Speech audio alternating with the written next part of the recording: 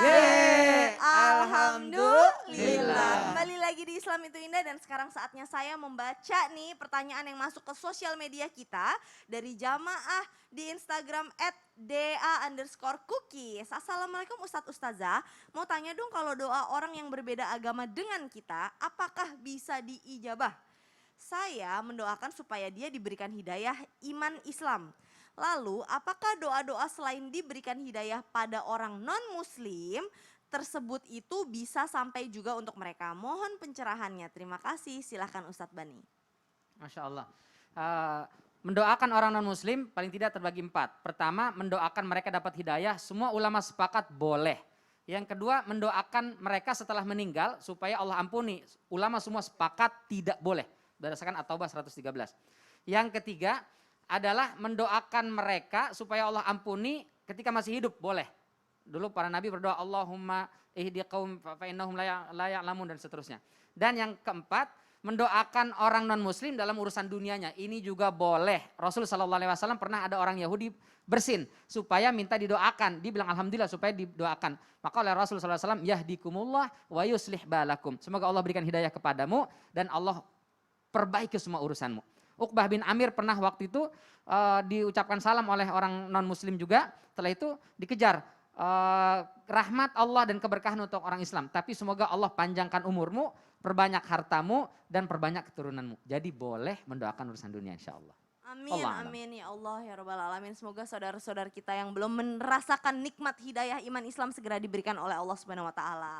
Amin. Berikutnya dari Instagram hamba Allah. Assalamualaikum Ustadz, bagaimana jika saya mendoakan anak saya sulit jodoh?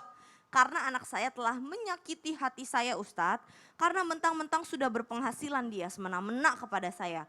Saya nggak pernah minta uang sepeser pun. Tapi dia udah nggak mau dengerin kata-kata saya lagi. Pergaulannya jadi semuanya saya takut anak saya kenapa-napa, bahkan disuruh nikah dia malah bilang mama aja nikah duluan, kebetulan saya janda. Sakit hati saya mendengarnya Ustadz, bagaimana mengobati hati saya yang sakit ini, mohon jawabannya Ustadz Maulana. Ya, saya jawabnya adalah cara mengobati sakit hatinya. Bukan persoalannya, sakit hatinya. Yang pertama, kalau mengobati sakit hatinya, yang pertama harus memposisikan.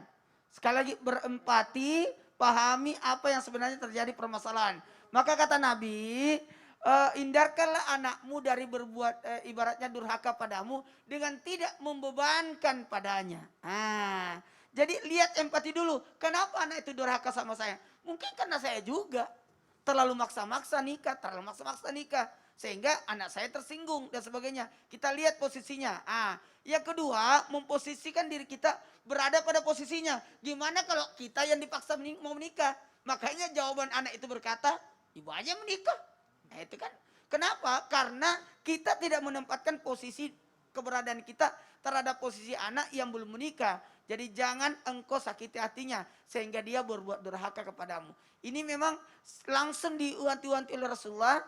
Jangan membuat anakmu durhaka kepadamu disebabkan karena perbuatanmu. Maka ada yang bagus kita lakukan supaya hatinya lembut, tidak sakit. Ambil jarak dulu, mundur. Biasanya gelas itu bunyi kalau terlalu dekat. Ya, betul. Bersentuhan terus, makanya mundur dulu. Insya Allah nanti ada namanya kerinduan. Ya. Baik itu anak datang kepada kita, begitu pula kita mendoakan dia lewat kerinduan kita. Masya Allah, jazakallah khair. Ustadz Syah mungkin boleh ditambahkan dari kacamata seorang anaknya nih. Aduh subhanallah, jadi kita nih berbakti sama orang tua bukan karena orang tua kita baik, tapi karena disuruh sama Allah Subhanahu wa Ta'ala. Jadi kalau ada orang tua yang mendoakan kita keburukan atau misalnya nggak pengertian sama kita, ya udahlah kita ngalah aja, bukan dalam rangka berbuat baik sama mereka, tapi dalam rangka taat kepada perintah Allah Subhanahu wa Ta'ala. Karena subhanallah yang membuat kita bahagia itu bukan karena berbakti kepada orang tua sahaja, tapi karena kita taat kepada Allah Subhanahu wa Ta'ala. Kalau udah taat sama Allah, insya Allah diperbaiki kehidupan kita. Mungkin orang tua, mbak yang bertanya ini pernah disakiti hatinya sama orang tua, ya biasalah. Kita juga pernah menyakiti hati orang tua kok. Waktu kita kecil misalnya kita ngerepotin mereka, waktu kita kecil pernah pipisin mereka, subhanallah. Maka sekarang waktunya kita berbakti kepada orang tua dalam rangka taat kepada Allah Subhanahu wa Ta'ala. Makanya disebut berbuat ihsan. Apa itu ihsan? Berbuatlah engkau seakan-akan engkau melihat Allah. Jadi yang kita lihat ketika memandang orang tua bukan orang tuanya, tapi yang kita pandang adalah Allahnya.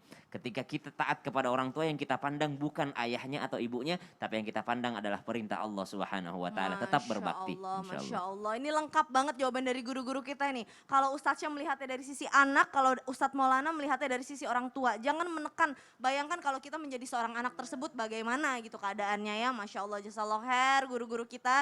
Dan jamaah Islam itu indah, Masya Allah. Hari ini kita sudah membahas tentang doa-doa mustajab.